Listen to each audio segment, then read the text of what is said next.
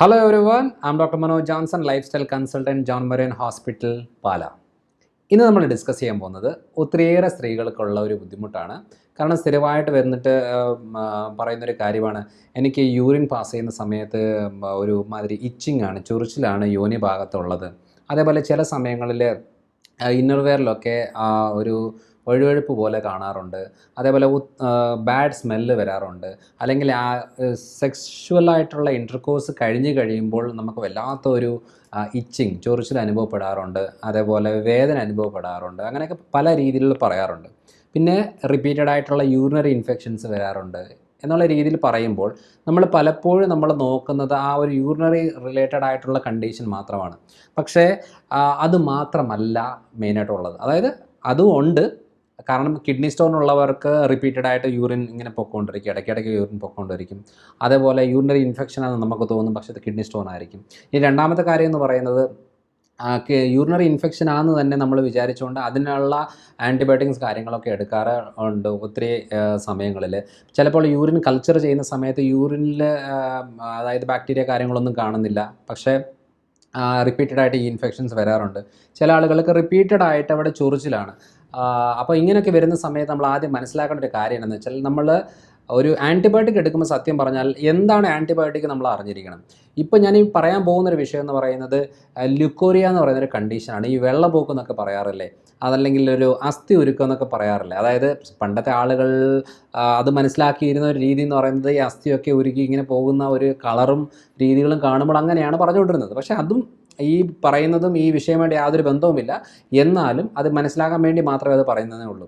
അപ്പോൾ ഭൂരിഭാഗം സമയങ്ങളിൽ ആൻറ്റിബയോട്ടിക്സ് യൂസ് ചെയ്യാറുണ്ട്. അപ്പോൾ ഈ ആൻറ്റിബയോട്ടിക്സ് യൂസ് ചെയ്യുന്ന സമയത്ത് സംഭവിക്കുന്ന ഒരു കാര്യം എന്താണെന്ന് വെച്ചാൽ, നമ്മളൊരു ആൻറ്റിബയോട്ടിക്സ് എന്ന് പറയുന്നത് നമ്മളൊരു ബോംബ് ഇടുക എന്ന് പറയുന്നത്. അതായത് നമ്മൾ ഒരു കൂടുതൽ ബയോട്ടിക് എന്ന് പറയുന്നത് ബാക്ടീരിയയാണ്. അപ്പോൾ ബാക്ടീരിയൽ ഇൻഫെക്ഷൻസ് ഉള്ള ഒരാൾക്ക് നമ്മൾ ആ ബാക്ടീരിയ, അതായത് ചീത്ത ബാക്ടീരിയയുടെ അളവ് അവിടെ വളരെ കൂടി കഴിയുമ്പോഴത്തേനും അവിടെ അതായത് സ്മെല്ല് വരിക, ബാഡ് സ്മെല്ല് വരിക എന്ന് പറയുന്നത് തന്നെ ബാക്ടീരിയൽ ഗ്രോത്ത് കൂടുന്നു. ഇപ്പോൾ വായനാറ്റമായിട്ട് ബന്ധപ്പെട്ട കണ്ടീഷനിൽ, അതായത്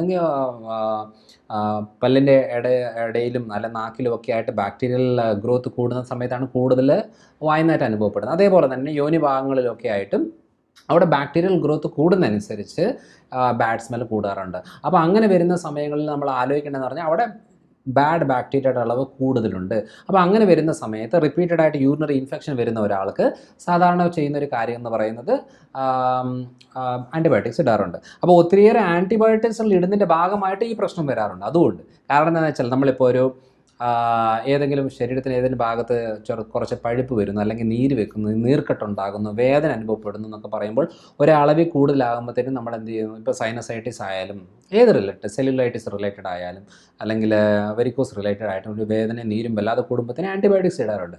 പക്ഷേ ആൻറ്റിബയോട്ടിക്സ് എന്ന് പറയുന്നത് ഒരു ബോംബ് ഇടുന്ന പോലെയാണ്. അപ്പോൾ നമ്മളിപ്പോൾ എറണാകുളത്ത് ഒത്തിരിയേറെ ടെററിസ്റ്റുകളുണ്ടെന്ന് വെക്കുക. അതിൻ്റെ ഇടയ്ക്ക് ഒത്തിരിയേറെ നല്ല ആളുകളുമുണ്ട്.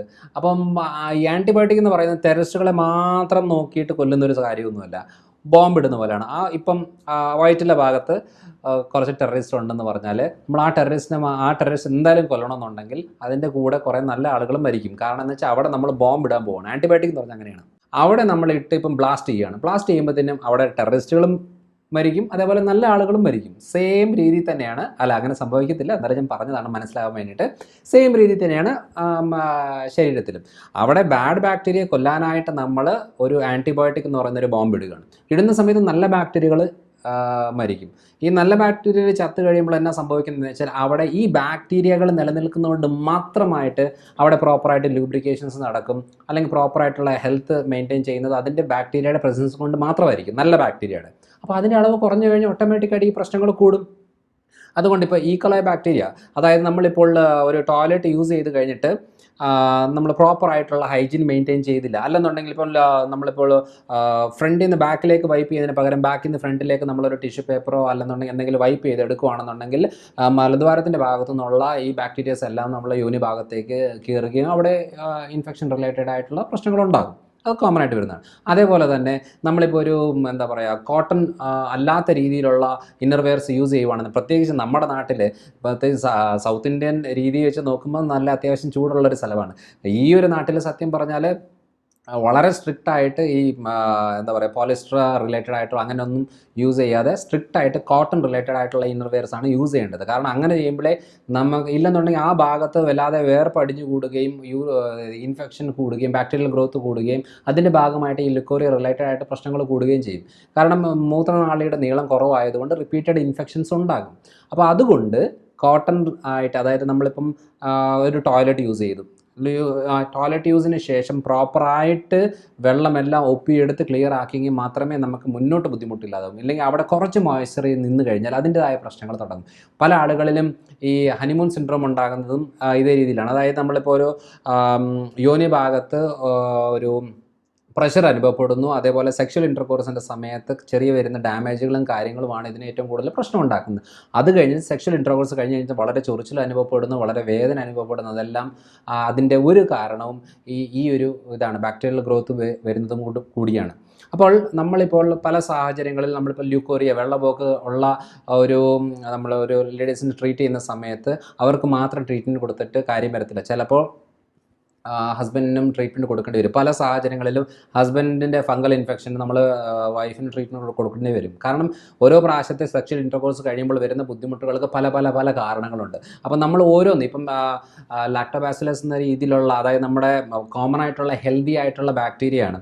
ഈ ബാക്ടീരിയയുടെ പ്രസൻസ് നമ്മുടെ വയറ്റിൽ ആവശ്യമാണ്, ശരീരത്തിലെ പല ഭാഗങ്ങളിൽ ആവശ്യമുള്ളതാണ്. അപ്പോൾ അങ്ങനെ വരുമ്പോൾ അതൊരു ആൻറ്റിബയോട്ടിക്കിൻ്റെ യൂസ് കൊണ്ടോ അല്ലെന്നുണ്ടെങ്കിൽ ആസിഡിക് ലെവൽ ശരീരത്തിൽ കൂടുന്നത് കൊണ്ടോ ഭക്ഷണ രീതി കൊണ്ടോ അല്ലെന്നുണ്ടെങ്കിൽ നമ്മൾ നിരന്തരമായി കുറേ നേരം ഇരിക്കുന്നു, യൂറിൻ പോകാതെ പിടിച്ചു നിർത്തുന്നു, അല്ലെന്നുണ്ടെങ്കിൽ ചെറിയ ഇൻഫെക്ഷൻസ് അല്ലെന്നുണ്ടെങ്കിൽ ബുദ്ധിമുട്ടുകൾ പ്രയാസങ്ങളൊക്കെ നമ്മൾ മൈൻഡ് ചെയ്യാതെ ഇങ്ങനെ കുറേ നാളുകളിൽ പോകുന്ന സമയത്ത് ആ ബാക്ടീരിയാസിൻ്റെ ഡാമേജ് പറ്റുകയും ആ ബാക്ടീരിയാസിൻ്റെ കുറവ് ഉണ്ടാകുകയും അതിൻ്റെ ഭാഗമായിട്ട് ബാഡ് ബാക്ടീരിയസിൻ്റെ അളവ് കൂടുകയും ഈ പ്രശ്നങ്ങളൊക്കെ തുടങ്ങുകയും ചെയ്യും. അതുകൊണ്ട് പ്രോപ്പറായിട്ടുള്ള ഹൈജീൻ മെയിൻറ്റെയിൻ ചെയ്യുന്നതാണ് ഏറ്റവും ഇമ്പോർട്ടൻ്റ് ആയിട്ടുള്ളൊരു കാര്യം. അതുകൊണ്ട് പല കാരണങ്ങളാണ് ഈ ലുക്കോറിയ എന്ന് പറയുന്ന ഒരു കണ്ടീഷനിലുള്ളത്.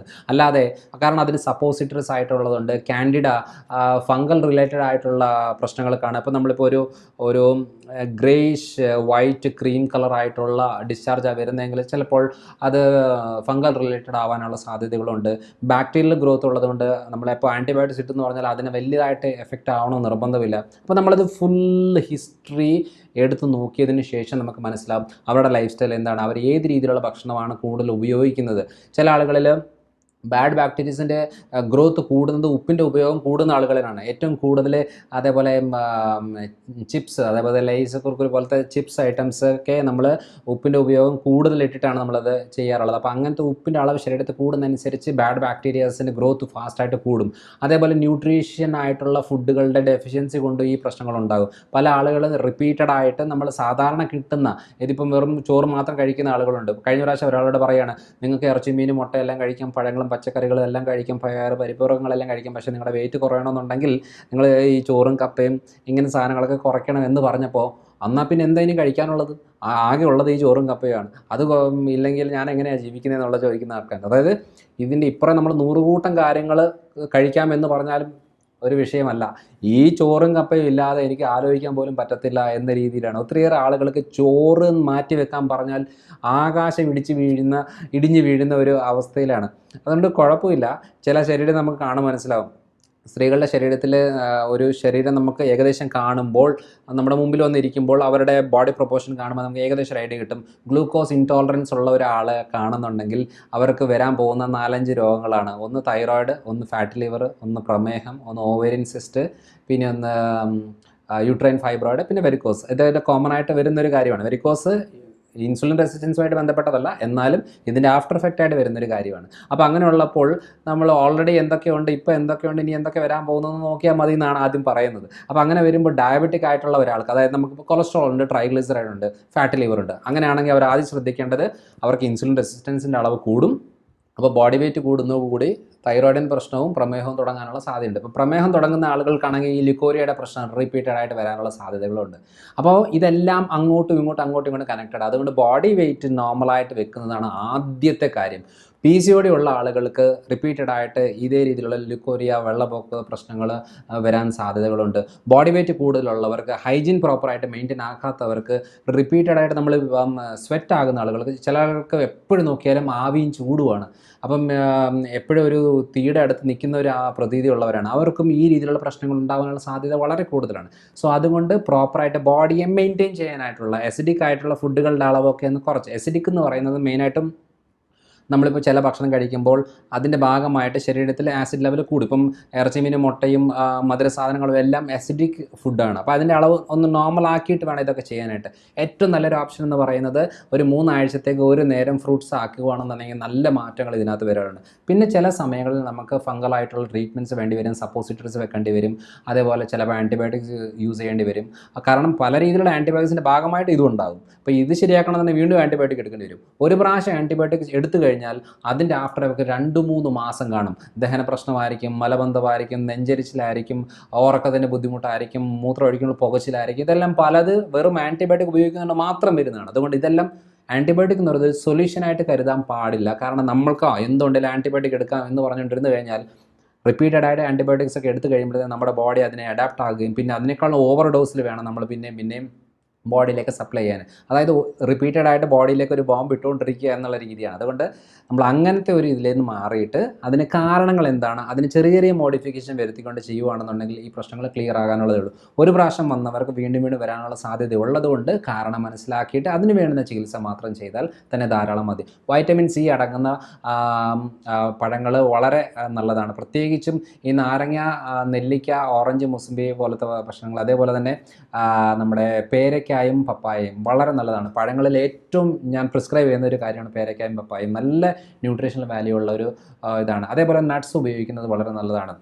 അപ്പോൾ ഇത്രയും കാര്യങ്ങൾ പ്രോപ്പറായിട്ട് മെയിൻറ്റെയിൻ ചെയ്തുകൊണ്ട് അവരുടെ ഹോർമോണൽ ഇംബാലൻസ് ഉണ്ടോ, അല്ലെങ്കിൽ ഡയബറ്റിക് ആണോ, അല്ലെന്നുണ്ടെങ്കിൽ ഓവർ വെയ്റ്റ് ആണോ, അല്ലെന്നുണ്ടെങ്കിൽ ബോഡി സ്വെറ്റ് ചെയ്യുന്നതാണോ, അതുപോലെ മെനോപോസ് റിലേറ്റഡ് ആണോ എന്നുള്ളത് നോക്കണം. കാരണം ഹോർമോണൽ ഇംബാലൻസ്, ഈസ്ട്രോജൻ ലെവലിലെ വേരിയേഷൻ വരുമ്പോഴും നമ്മളൊരു മെനോപോസ് കഴിഞ്ഞ് കഴിയുമ്പോഴത്തേന് ഈ പ്രശ്നങ്ങളുടെ അളവ് കൂടാൻ സാധ്യതയുണ്ട്. അപ്പോൾ ഇതെല്ലാം നമ്മൾ നോക്കിക്കൊണ്ട് വേണം ഇങ്ങനൊരു കാര്യം നമുക്ക് പ്ലാൻ ചെയ്യാൻ. അതുകൊണ്ട് ഒന്ന് പറഞ്ഞ് രണ്ടാമത്തിന് ഉടനെ പോയി ആൻറ്റിബയോട്ടിക് എടുക്കുക, അല്ലെന്നുണ്ടെങ്കിൽ ഉടനെ പോയി ഏതെങ്കിലും ട്രീറ്റ്മെൻറ്റ് എടുത്തുകൊണ്ട് കാര്യമില്ല. ഒരു പ്രാവശ്യം എടുത്ത് ക്ലിയർ ആയി കഴിഞ്ഞാൽ വീണ്ടും വരാൻ സാധ്യതയുള്ളതുകൊണ്ട് നേരത്തെ കാരണങ്ങൾ കണ്ടുപിടിക്കുക എന്നുള്ളതാണ് മെയിനായിട്ട് ചെയ്യേണ്ടത്. എന്നിട്ട് ലൈഫ് സ്റ്റൈലിൽ ചെറിയ ചെറിയ മോഡിഫിക്കേഷൻ വരുത്തിയാൽ തന്നെ നല്ല മാറ്റങ്ങൾ ഈ ഒരു കണ്ടീഷനിൽ വരുന്നതായിരിക്കും. അപ്പോൾ അടുത്ത തവണ അടുത്തൊരു വിഷയമായിട്ട് വരാം.